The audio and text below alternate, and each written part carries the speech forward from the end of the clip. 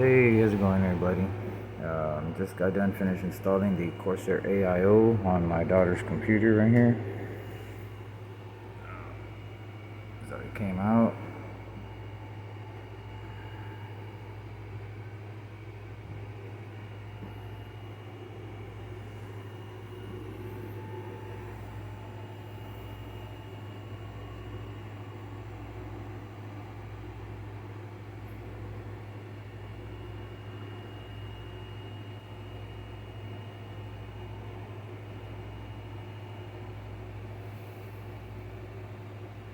So I paid 40 bucks for this AIO, but it was missing the Intel bracket. Found that for another $20 online. Came with the standoffs and the little thumb screws. So yeah, we got it installed.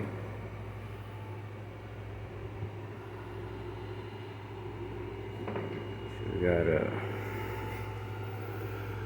open up.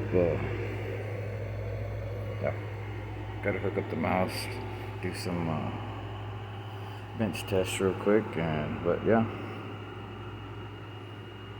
that's it. Thank you for watching.